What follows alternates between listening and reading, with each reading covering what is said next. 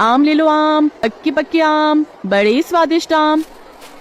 आम वाली, आम कितने करके दे रही है? 50 रुपए किलो साहब।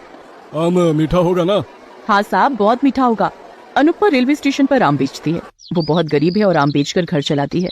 उसके घर में बूढ़ी माँ रहती है। बूढ़ी माँ के अलावा अनुपमा का और कोई नहीं है। अनुपमा आम बेचकर घर लौटती है और उसकी बूढ़ी माँ सरला खांसते हुए कहती है, आ गई बेटी, आज देर कर दी बहुत। हाँ माँ, आज आम बिक ही नहीं रहे थे इसीलिए देर हो गई। आप आज बहुत ज्यादा खांस रही हो, तबीयत फिर से खराब हो गई है क्या? हाँ बेटी, वो दवाई खत्म हो गई है ना। दवाई खत्म हो गई है? ठीक है माँ, कल ज्यादा आम ले जाऊंगी मैं और उन पैसों से दवाई खरीद कर लाऊंगी। अब जल्दी जल्दी खाना बना दे बेटी, बहुत भूख लगी है। हाँ माँ, अभी बनाती हूँ। अनुपमा खाना बनाने में लग जाती है। खाना बनाने के बाद वो अपनी माँ के साथ खाने बैठती है। सरला कहती है, बेटी मुझे बहुत बुरा लगता है, तू रोज कितना काम करती है, मुझसे देखा नहीं जाता। कोई बात नहीं माँ, आप बीमार हो, मुझे तो करना ही पड़ेगा। सरला अनुपमा के सर पर हाथ रखती है, उसी से जैसे अनुपमा को स्वर्ग मिल जाता है। खाना खाने के बाद सरला सो जाती है और अनुपमा नौकरी के एग्जाम की तैयारी में लग जाती है। मुझे ये नौकरी चाहिए, मुझे अपना टाइम बदलना है, मुझे यकीन है मेरा अच्छा समय आएगा। अनुपमा को अपने आप पर पूरा विश्वास है, लेकिन भाग्य का खेल बहुत अजीब है, कब किसको कहाँ ले जाए किसी को नहीं पता। अनुपमा अगले दिन ज्यादा आम लेकर स्टेशन जाती है, लेकिन आम बिकते ही नहीं। ये क्या हो रहा है, आज आम क्यों नहीं बिक रहे हैं? आम नहीं बिकेंगे तो मैं माँ की दवाई कैसे खरीदूंगी? दिन बीतकर शाम हो जाती है, लेकिन अभी तक सिर्फ आधे आम ही बिकते हैं। मुझे आज लास्ट ट्रेन तक बैठना होगा, सारे के सारे आम बिकेंगे तभी तो दवाई खरीद सकूंगी। अनुपमा स्टेशन पर बैठी रही और ट्रेन आने पर लोगों को चिल्ला चिल्ला कर बुलाने लगी, आम ले लो आम, मीठे मीठे आम। और ऐसे ही रात के 11 बज गए। स्टेशन पर लास्ट ट्रेन आई, लोग उतरे और सब अपने अपने घर चले गए। स्टेशन सुनसान हो गया। 10 ही आम रह गए हैं, कोई बात नहीं, आज दवाई तो मिली जाएगी।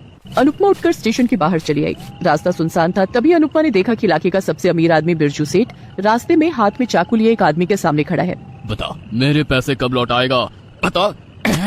ये बोलते हुए बिरजू सेठ ने उस आदमी के पेट पर चाकू चला दिया। अनुपमा से ये देखा नहीं गया, वो चिल्ला उठी, हाय राम। बिरजू सेठ ने अनुपमा को देख लिया।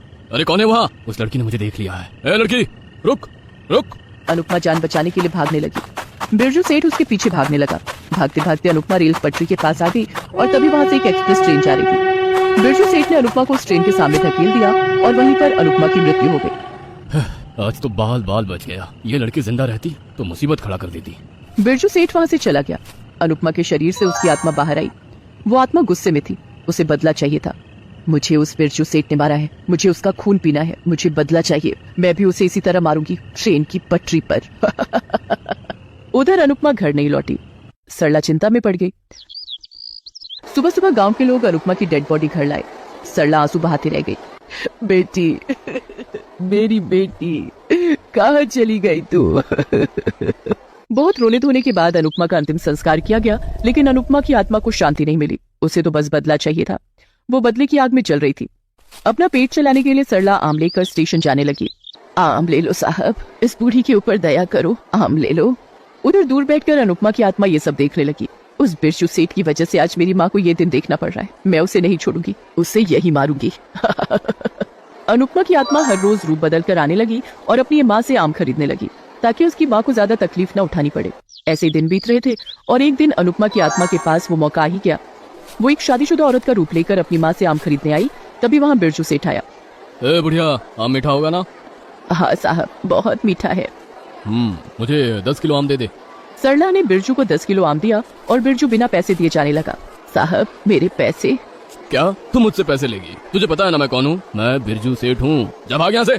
ये बोलकर बिरजू सेठ ने सरला को एक थप्पड़ मारा। अनुपमा से और देखा नहीं गया, वो औरत के रूप में थी। उसने कहा, सेठ क्यों गरीब के पेट में लात मार रहे हो, दे दो ना पैसा। अच्छा, तुझे बड़ी दया आ रही है, चलेगी क्या मेरे साथ? तुझे बहुत पैसे दूंगा। ये बोलकर बिरजू सेठ ने उसका हाथ पकड़ लिया और तुरंत उसने बिरजू सेठ का हाथ पकड़कर उसे जमीन पर पटक दिया।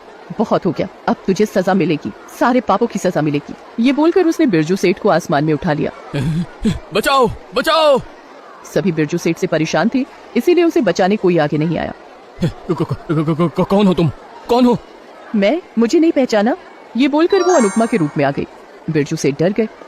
तुझे तो मैंने उस रात हाँ मार दिया था और आज तेरी मरने की बारी है। ये बोलकर अनुपमा ने बिरजू को रेल पटरी पर बांध दिया और कुछ देर बाद उसके ऊपर से ट्रेन चली गई और बिरजू का देहांत हो गया। अनुपमा को बदला मिल गया और वो अपनी माँ के पास आई। माँ, मुझे मुक्ति मिल गई है, लेकिन आपको चिंता करने की जरूरत नहीं है। ये लीजिए पैसे, आपको काम करने की जरूरत नहीं पड़ेगी। अनुपमा ने सरला को बहुत सारे पैसे दिए और उसके बाद वो अदृश्य हो गई। उसे मुक्ति मिल गई, वो स्वर्ग चली गई।